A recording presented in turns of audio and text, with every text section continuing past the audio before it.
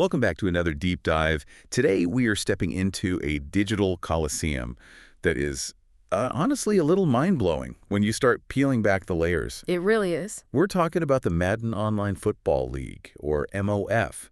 And for everyone listening, we are not just looking at any season kickoff. We are looking at the start of season 84. Season 84. I mean, just pause on that for a second. The sheer logistical commitment that represents 84 seasons. 84 seasons of history, of rivalries, of evolution.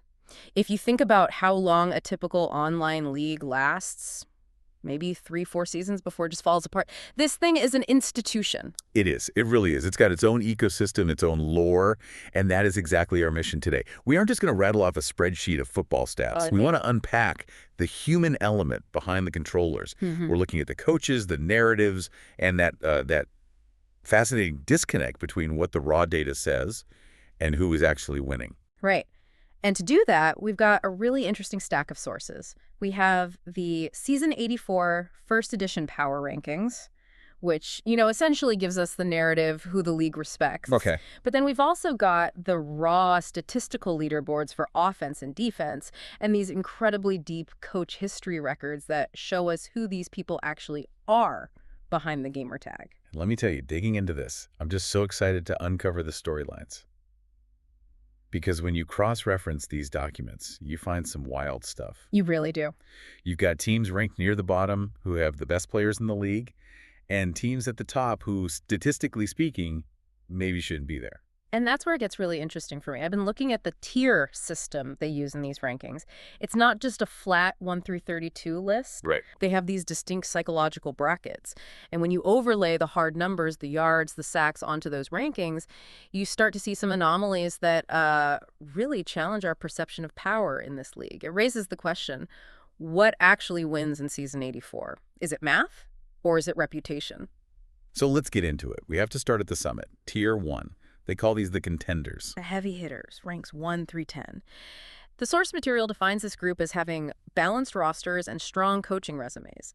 And note that emphasis on resumes. And sitting right at number 1, looking down on everyone, are the Philadelphia Eagles. They're sitting at a 9-1 record. But it's not just the team, it's the coach, Canes Buck 1. He really catches my eye. Canes Bucks 1 is a massive figure in this whole ecosystem. If you look at the coach history records we have, this is someone with 52 seasons played. 52. 52 seasons, wow. And 549 career wins. That gives him a win percentage of .660.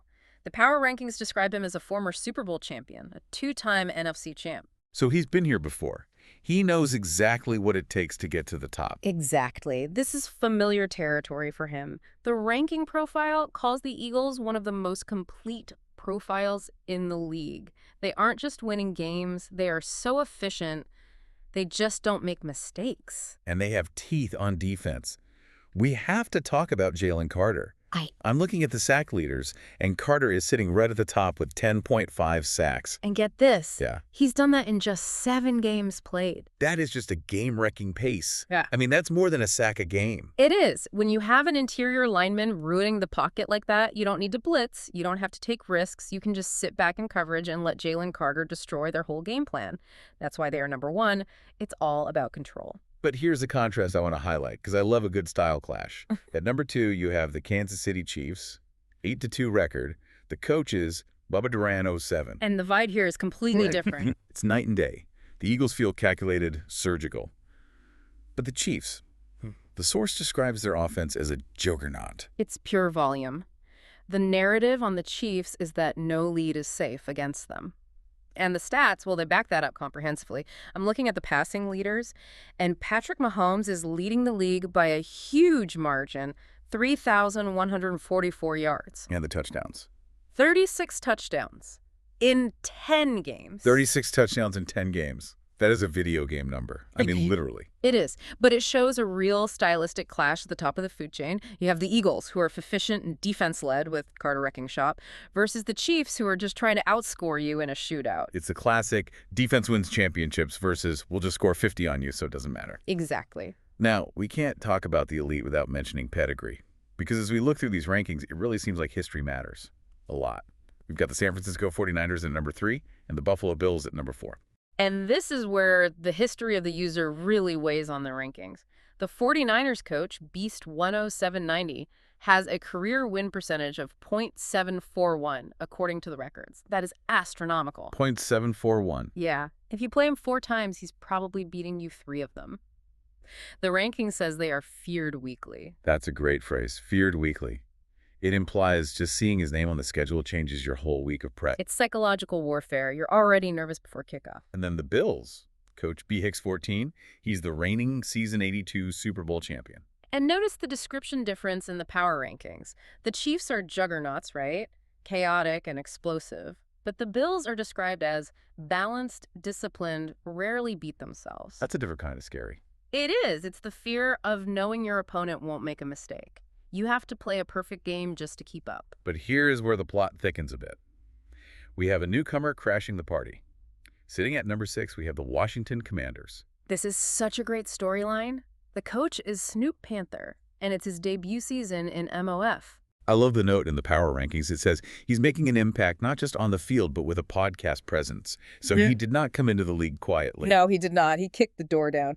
But this is our first major data versus ranking clash. You see, the Commanders are ranked 6th in the power rankings. Solid, but not top 5. Right. Still very respectable. But if you look at the team offense leaderboard... I'm looking at it right now. Where are they? They are number 1, total offense. Yeah. The Washington Commanders are averaging 416.41 yards per game. Yeah. That is more than the Chiefs, more than anyone. Exactly. So you have the statistically most potent offense in the league, the team moving the ball better than anyone, yet they are ranked 6th. Right. This tells us something very specific about the MOF culture. What's that? It tells us that the rankers, the people making these lists, value that championship pedigree of the Bills and 49ers more than the raw explosive yardage of the newcomer. It's like a rookie tax. That is fascinating. It's like, okay, rookie, you can put up yards, you can have a podcast, but can you win when it matters against Canes, Bucks, or Beast? Precisely. It's a total show me the rings mentality.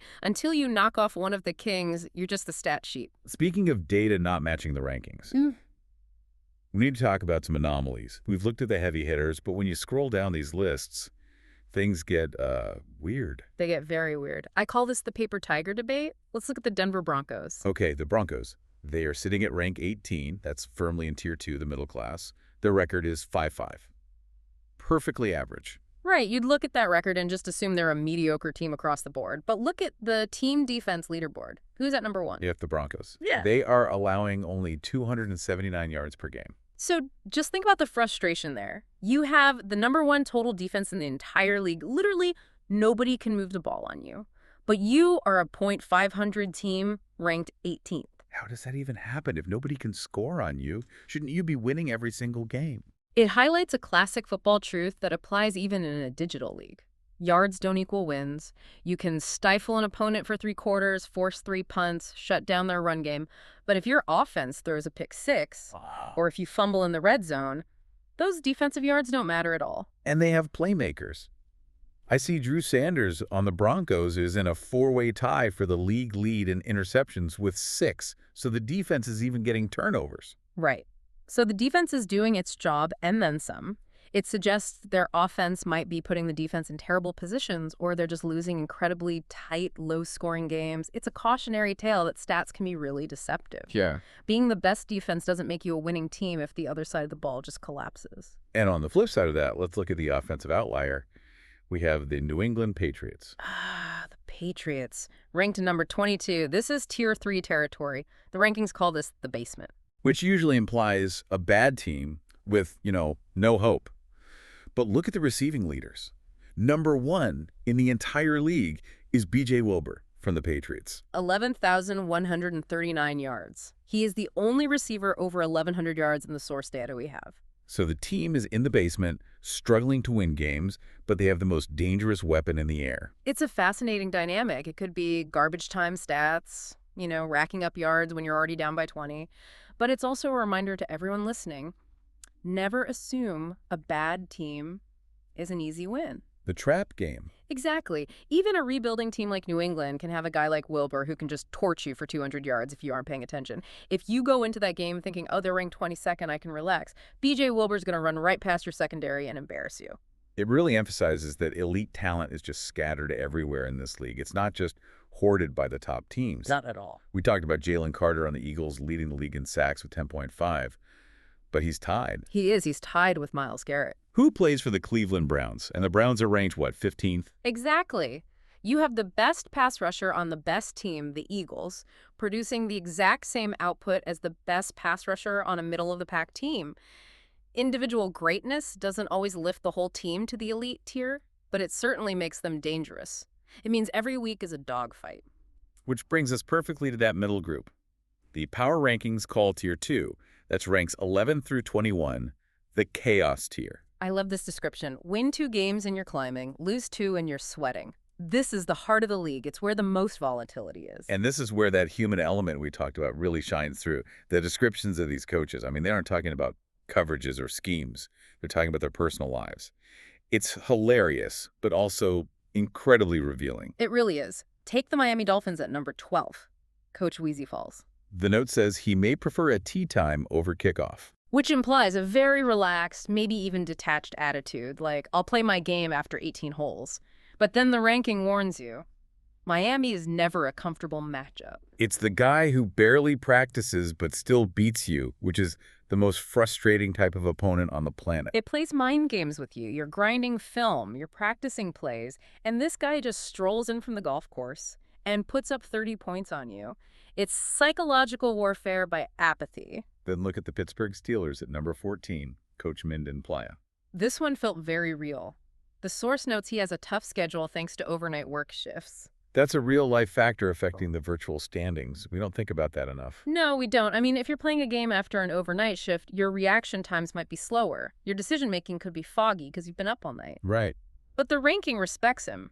It says he always gets his games in and is gritty. It really paints a picture. You aren't just playing the Steelers. You're playing a guy who is grinding in real life and bringing that grit to the field. He's showing up when he's tired, and he's still ranked 14th. That's respect. Then you have the Arizona Cardinals at number 17, Coach Booby MTZ7. The podcaster. Launched the Red Sea podcast, and the team is trending upward. It raises an important question. Does creating content, does talking about your team publicly actually help you win? Like, does the act of analyzing your own team for a podcast make you a better coach? I think it might. I mean, if you have to articulate your strategy to an audience, you have to understand it better yourself. And the Cardinals are moving up, so maybe there's a correlation. He's talking the talk and walking the walk. You know, we can't skip the Jacksonville Jaguars at number 16. No. Coach Big Dread 245. The description is fantastic. Physically aggressive team led by a jacked coach who eats a lot of protein. It just matches, doesn't it? The team plays aggressive, the coach is aggressive. It's total synergy. It is, and it's why just looking at the stats misses the whole point. The user factor, whether they are golfing, working nights, podcasting, or chugging protein shakes, that personality bleeds into the play style. That's what makes the power rankings so much more valuable than just a spreadsheet. You're playing the person, not the CPU. Let's move down to the ground game, because there is one player who is just absolutely tearing up the league, and he's sitting right on the edge of the top 10. We have to talk about Jahmyr Gibbs of the Detroit Lions. The Lions are ranked number 10, so they are just inside that contender tier. But Gibbs, he is in a league of his own. The numbers are staggering. I'm looking at the rushing leaders. Jahmyr Gibbs has 1,534 yards. And the second place guy, Breece Hall, has 1,100 and 179. That is almost a 400-yard gap. In a competitive league, a gap that big shouldn't exist. And he has 16 touchdowns. But the stat that makes my jaw drop is the average. He is averaging 7.71 yards per carry. 7.7 yards every time he touches the ball. That is basically a first down every time you hand it off twice. It breaks the game logic. If you can get nearly 8 yards on a run, why would you ever pass? Why would you ever take a risk? You just hand it to Gibbs and move the chains. The power rankings mention that the Lions control tempo and wear opponents down. With Gibbs running like that, you can see why. It's the ultimate defense, really. If you're playing the Chiefs, how do you stop Patrick Mahomes? You keep him on the bench, you run Gibbs for 6 yards, 8 yards, 7 yards, you bleed the clock. By the time Mahomes gets the ball, there's only a minute left in the half. It totally validates the Lions' top 10 ranking. They have a cheat code. Now we have to descend. We're going down to Tier 3, the basement. Ranks 22 through 32. The source material says this tier is about development, rebuilding, and shrinking margins for error. It's the danger zone. It's a tough place to be. And we see some real struggles here. Let's look at the very bottom. Number 32, the Chicago Bears. Coach Remo 357, the record is 1-8, but the coach history note is what hurts. It says he is still chasing that first playoff appearance in MOF history. Ouch. That's a long, long road. And looking at his history record, he has 42 total seasons played. Wait, 42 seasons? And no playoffs. 42 seasons, and his career record is 100 wins against 595 losses. Oh my. Yeah.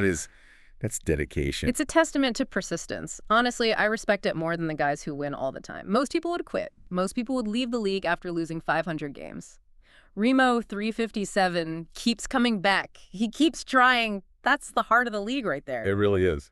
Then at number 31, we have the New York Giants. Coach Buffalo Bill. Who is from Canada, apparently. The source literally says the jokes write themselves. Sometimes the narrative is just brutal. You're named Buffalo Bill, you're from Canada, but you're coaching the Giants, and you're ranked 31st. It's a tough scene. But again, these are the storylines that keep the league interesting. You need the underdogs. You need the guys who are struggling, because when they finally get that big win, it means everything. And just to clarify, at number 23, we have the Dallas Cowboys. Coach QC. Right, and the ranking makes a very specific point. Don't confuse him with QKP. Apparently, they both have shaved heads and beards, but very different results. It's these little interpersonal details that show you how tight-knit this community is. They know each other's grooming habits. They know who has a beard and who doesn't. It's a community. It's not just random matchmaking. These guys have clearly been playing together for years. They know the user behind the screen. So we've unpacked a lot here. We've seen the efficient dominance of the Eagles and the sheer offensive volume of the Chiefs. We've looked at the anomalies, the Broncos' wasted #1 defense, and the Commanders' explosive #1 offense that hasn't earned them a top 5 spot yet. And we've met the personalities. The night shift workers, the golfers, the protein enthusiasts, the podcasters. You know, when you step back and look at season 84 as a whole, what really stands out to me is the weight of pedigree. How so? Well, look at the top. The Eagles, 49ers, Bills, Saints, Colts. These are all coaches with championship history. The rankers are giving them the benefit of the doubt. The Commanders have better stats than almost all of them offensively, but they are stuck at number 6 because the coach is a rookie. Right. In MOF season 84, reputation is currency. That is a great point. You have to earn your respect over time no matter how many yards you put up in week 1. Precisely. You can't just buy respect with yards. You have to pay for it with wins over seasons. I want to leave our listener with one final provocative thought. Right. We talked about the Commanders having the #1 offense. Right. I'm looking at the total offense leader list again. The Commanders are first. The Steelers, the guy working night shifts, is second. The Chiefs are third. Okay, so the most explosive teams. The Philadelphia Eagles, the #1 ranked team in the power rankings, are not even in the top 5 for total offense. That is telling. Yeah. That is really telling. Does this suggest that we are entering an era in MOF where, I don't know, efficiency and defense are valued higher than raw explosive power? The Eagles are #1 without being a top 5 yardage team. That feels like a massive shift in philosophy. It absolutely does. It suggests that empty calories, yards that don't lead to wins, are finally being recognized for what they are. The Eagles do just enough on offense. They don't turn it over, but they strangle you on defense. That might be the winning formula for season 84. It's not about how much you score. It's about how much you control the entire game. A fascinating thought to chew on. And for all of you listening, keep an eye on that chaos tier. The Dolphins, the Steelers, the Jaguars, those are the teams that are going to ruin someone's season come playoff time. They might not be efficient, but they are definitely dangerous. Absolutely. The data says they're inconsistent, but the human element says they are ready to spoil the party. Thanks for joining us on this deep dive into the MOF. It's a wild world, and we're just scratching the surface. We'll see you next time.